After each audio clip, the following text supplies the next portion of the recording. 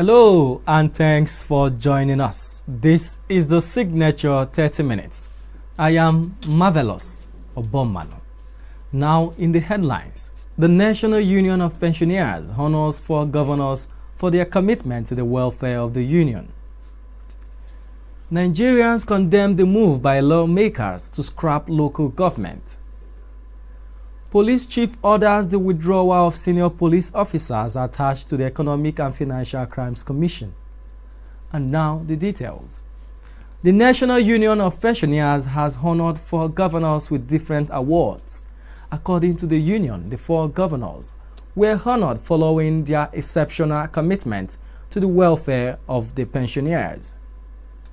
The awards were given at the 11th National Delegates Conference of the Union, held in Abuja on Wednesday. Signature TV correspondent Chibezo Obi was at the conference and now reports. The president of the union, Dr. Ebel Afolayan, said that the 4 governors have shown commitment and dedication in paying of pensions and gratuity to the retirees in their states. According to him, other governors have not done well in their pension administration. The 4 governors include Babajide Sanwo-Olu of Lagos State, who he said has cleared all the liabilities of pension arrears he inherited from the past administration within a space of 2 years. Others are Babagana Zulum of Borno State, Mai Malabone of Yobe State, and Seye Makinde of Oyo State.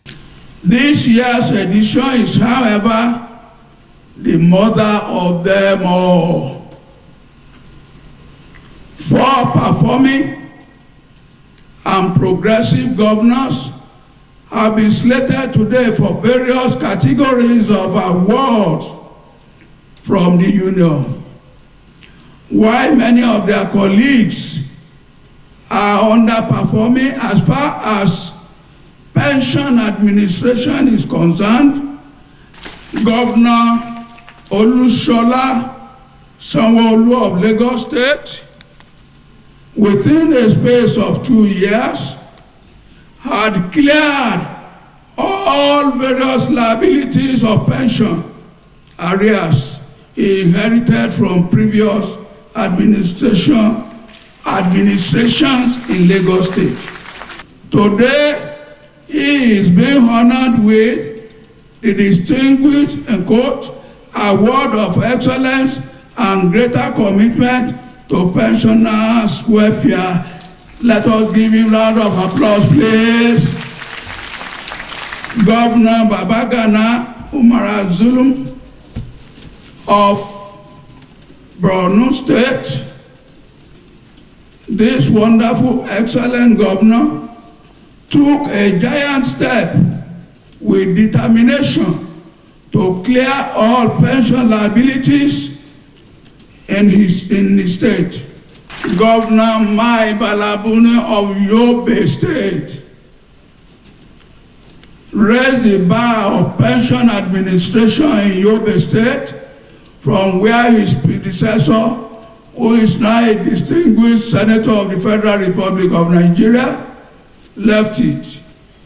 Governor Seye Makinde of Oyo State, popularly called GSM, scored a major feat when he became Oyo State Governor in 2019. The Minister of Labour and Employment, Dr. Chris Ngige, who was represented at the event by the Permanent Secretary, Yerima Tafa, said the federal government is mindful of the sacrifices of the senior citizens towards the development of the country. He pledged the commitment of the federal government to improve the welfare of the pensioners in the country. Also speaking at the conference, the Chairman, Senate Committee on Establishment and Public Service, Senator Ibrahim Shakarel, said that the Senate has set up a committee that will deliberate on the workable pension scheme for the country. The committee will also ensure that the state implement existing pension obligations. The federal government is mindful of your sacrifices and contributions to the Nigerian project and is committed to taking necessary steps to address issues that border on improving your welfare. In this regard, my ministry had decided to take the lead on the lingering issue of consequential adjustments to pension of Nigerian pensioners, which has been overdue since 2019, when the new minimum wage was signed into law by Mr. President.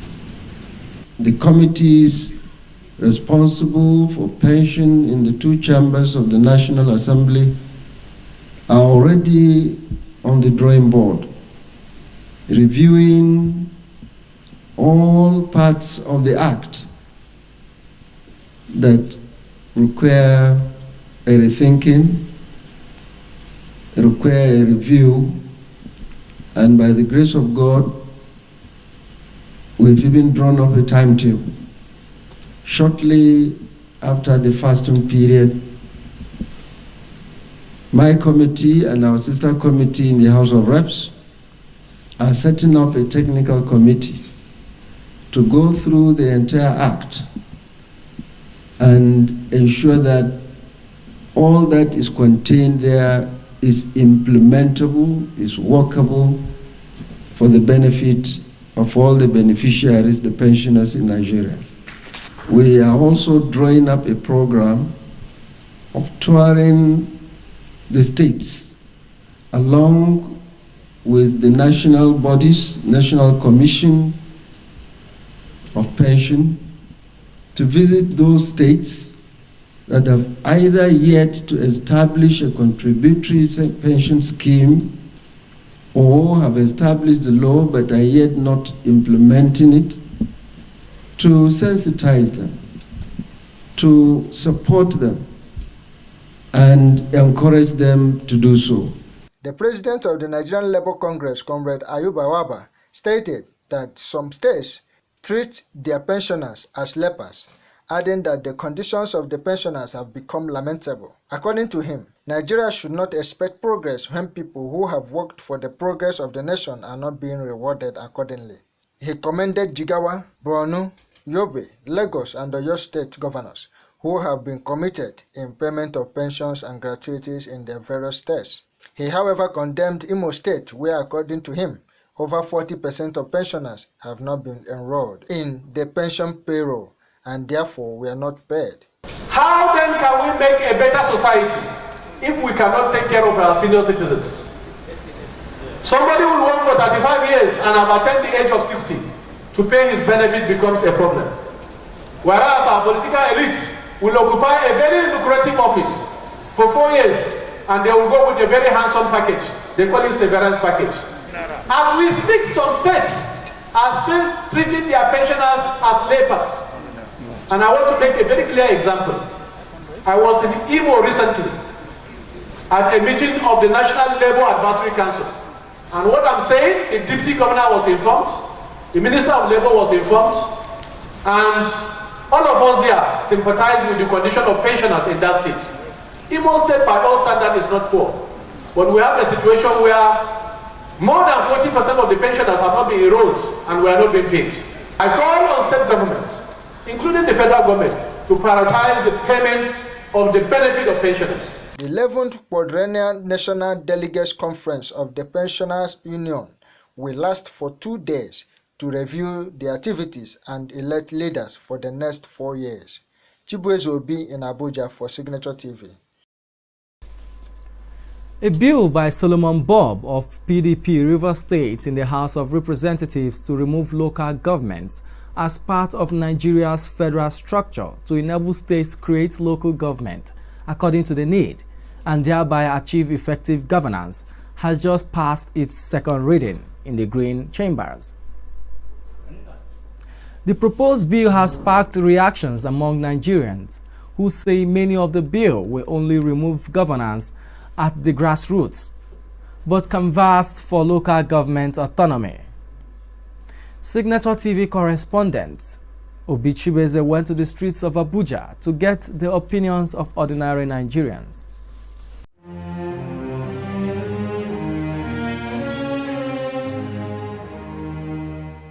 The National Assembly is making a move to scrap local governments from being part of the federating unit.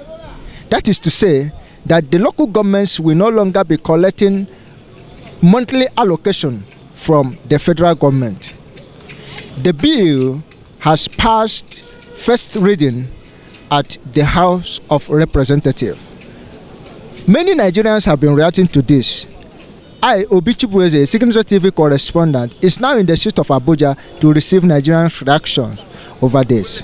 It will not stand because the primary purpose of establishing the local government is to bring government closer to the people. So at some point you discover that it's difficult to reach to the state level if there are issues at the downtrodden at the local level, not to talk of the federal level. So local government is important, and I think the necessary thing should be done, making sure the local government stands like every other tier of the government, like the state and the federal. The issue of scrapping the local government is just a myopic thinking, and it's just for selfish interest. And I'll advise our legislators to see it as something that they should not tamper with, because nobody in this country is existing without a root. It's as the same thing whether you say a local government is gone, it's not existing, or even if it's existing, it doesn't serve its purpose. So the only thing personally I feel is that the local government should be encouraged and should be improved and be given the right and power to do what they are supposed to do. Local government is very, very important as far as this country is concerned, and there's anybody, any reasonable thinking person should not support the striving of local government, because they have a purpose and they are the nearest to the grassroots. Nigerians are increasingly calling for the resignation of the Minister of Communications and Digital Economy, Issa Pantami, over his past controversial comments suggesting religious extremism. The minority leader of the House of Representatives, Ndudi Elumelu, on Wednesday joined a number of Nigerians calling for the removal of the minister. The lawmaker who raised the issue as a point of order, citing a breach of his privilege, noted that the minister's position is a sensitive one, and therefore such comments should not be overlooked. The Speaker of the House, Femi Gbajabiamila, however, overruled Elumelu, stating that the matter being raised had nothing to do with his privilege as a lawmaker. The People's Democratic Party, human rights activists, and social media users are also joining their voices for Pantami's sack. In his response, Pantami has denied any links with the terrorist groups but admitted making controversial statements supporting the groups, which he said was a result of immaturity and limited knowledge. A senior advocate of Nigeria, Femi Falana, has petitioned the Senate over the alleged lopsided appointments made into the board of the National Human Rights Commission by President Muhammadu Buhari.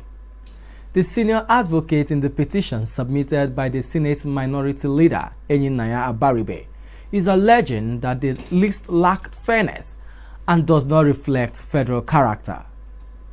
According to the senior lawyer, the Northeast Geopolitical Zone has no single person on the board, while the Northwest Zone has about 4 nominees on the board, with 3 nominated from Kebbi State alone.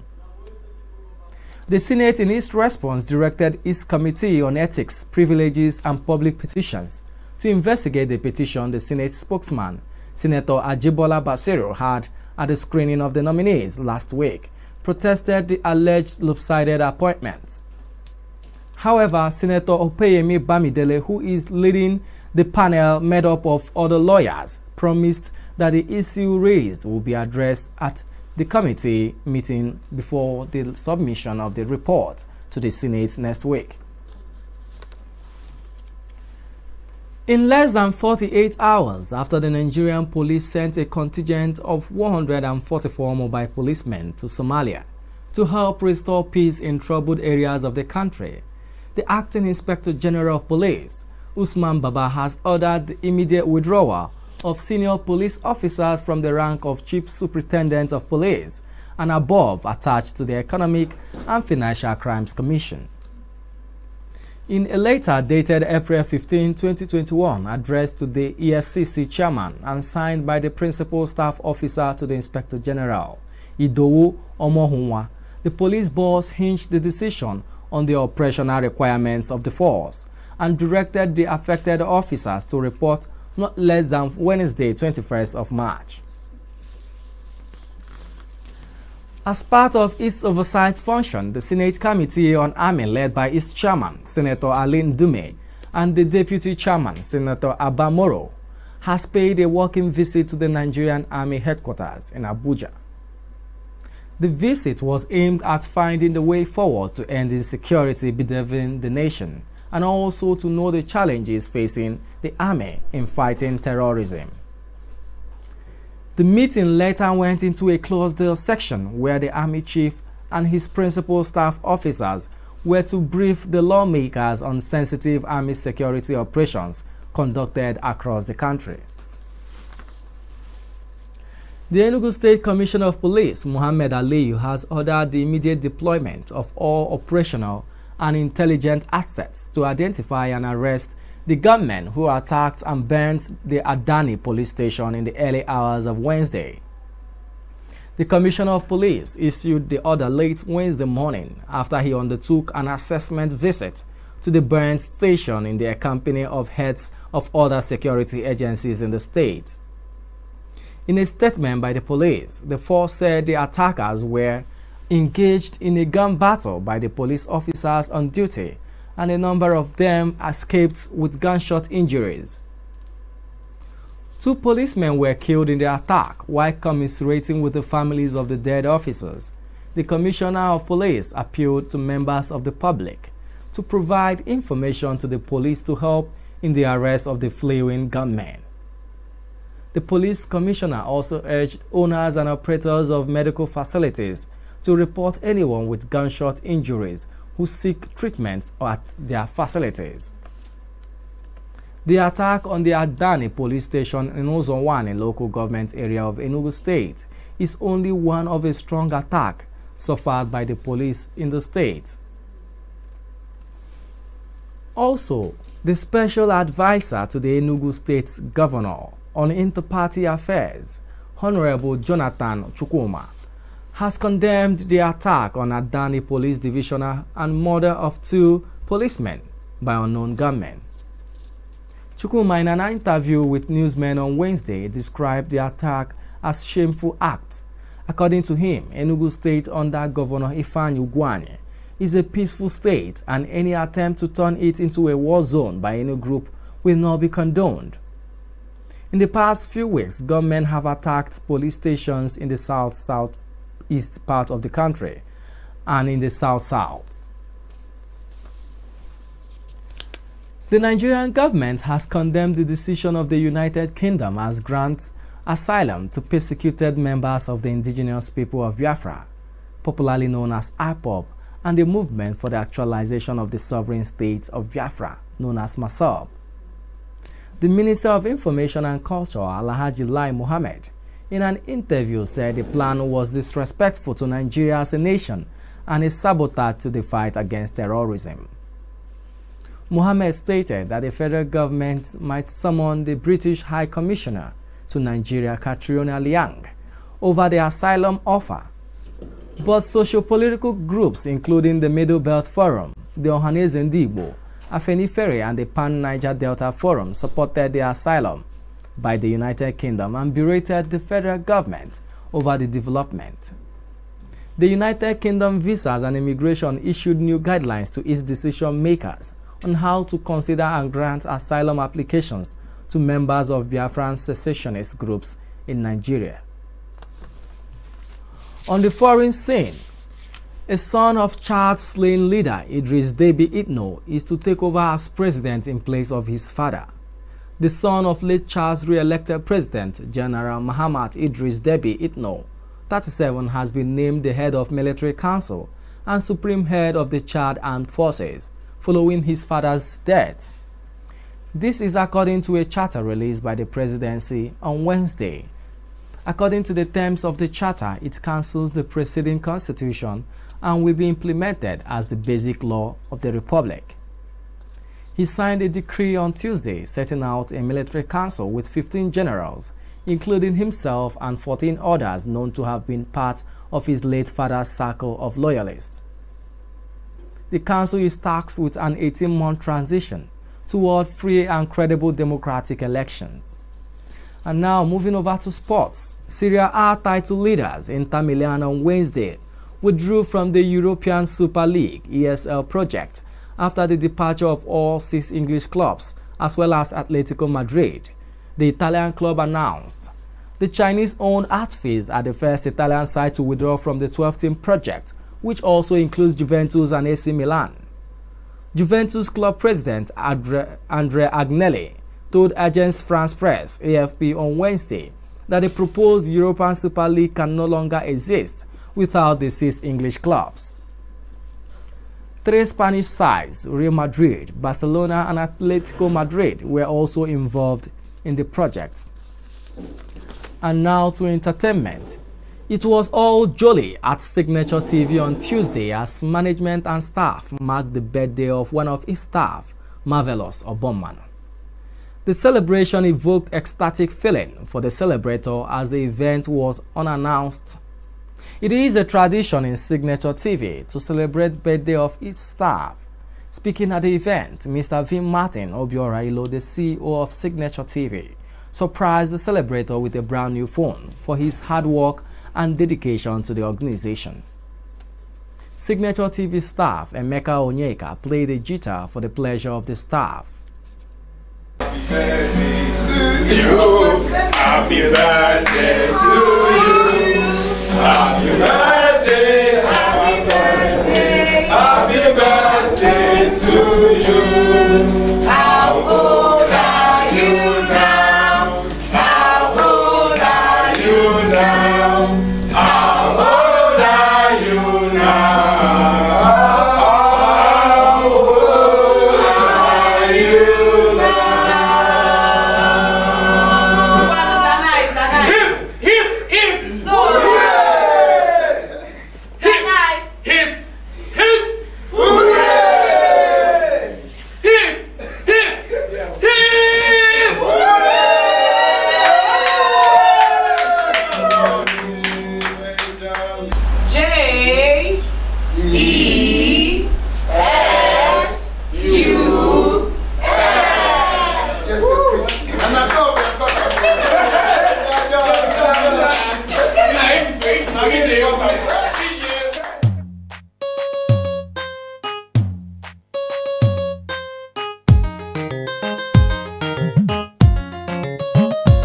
Happy birthday, that is all I can say.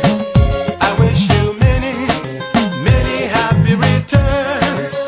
Happy birthday, that is all I can say. I wish you many, many happy returns. Throw your hands in the air, wave them like you don't care. Raise up your voice and make some noise. Let the party begin and the love within start to flow. Before we end the news, a recap of our major stories. Pensioners organize National Delegate Conference, honors for governors. Federal lawmakers move to scrap local government from federal structure. The Inspector General of Police withdraw officers serving in Economic and Financial Crimes Commission. Please do well to stay safe, maintain physical and social distance, and wear your nose masks while going about your daily activities. And that's the Signature 30 Minutes. On behalf of my producer, Anita Eze, I am Marvelous Obomman. Thanks for watching.